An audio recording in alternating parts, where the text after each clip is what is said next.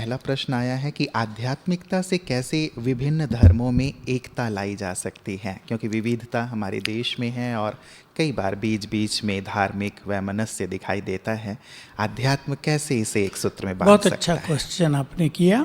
देखिए, हमारा ईश्वरीय विश्वविद्यालय ब्रह्मा कुमारीज इस बात का एक प्रैक्टिकल सबूत है कि यहाँ सभी धर्मों के लोग, सभी जातियों के लोग आते हैं।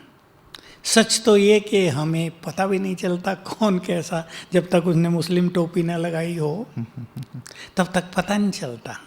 बिना उसके आते हैं बहुत लोग, बाद में हमें पता चलता है बहुत सारे मुस्लिम सभा में बैठे थे। भारत हिंदू धर्म की भिन्न भिन्न जातियों और संप्रदायों के लोग जो कभी आपस में टकराते थे बहुत, मैं बड़ा, मेरा गुरु बड़ा, तेरा छोटा, वो सब आते हैं, एक साथ रहते हैं, एक साथ भोजन करते हैं। कोई वैमनस्य उनमें नहीं रह जाता।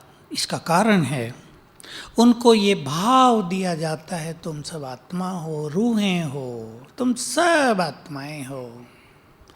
ये धर्म तो फिजिकल धर्म है, इनको देह के धर्म कहा गया। गीता में भी आई है ये बात। हे अर्जुन, देह के धर्मों को त्याग कर तुम स्वधर्म में स्थित हो जाओ। स्वधर्म माना आत्मा का धर्म, रूह का धर्म, सोल का धर्म।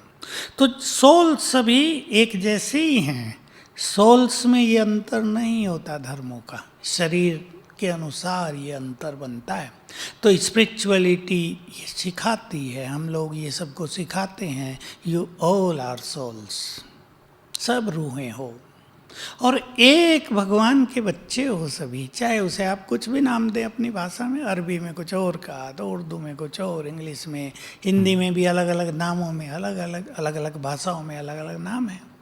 हमारे यहाँ शिवलिंग हैं, सबकी अलग अलग नाम है, एरिया वाइज हैं। मैं सभी भाषाओं को जब देखता हूँ भिन्न भिन्न जगह जाके तो पता चलता है उस एरिया की जो भाषा थी उस अनुसार नाम रख दिया गया है जी। तो नाम से कुछ नहीं होता। All are souls, children of supreme soul, supreme being. English में ये शब्द अच्छा है, सुप्रीम बीइंग। उसे कोई अल्लाह कहे, खुदा कहे, गॉड कहे, भगवान, ईश्वर, ये रूहानियत है।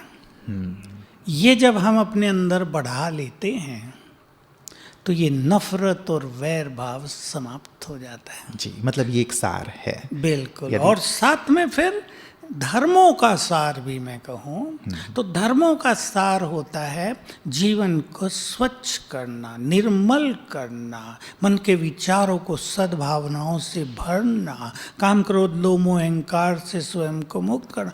हर धर्म के ग्रंथ में ये बातें, अहंकार छोड़ो, क्रोध छोड़ो।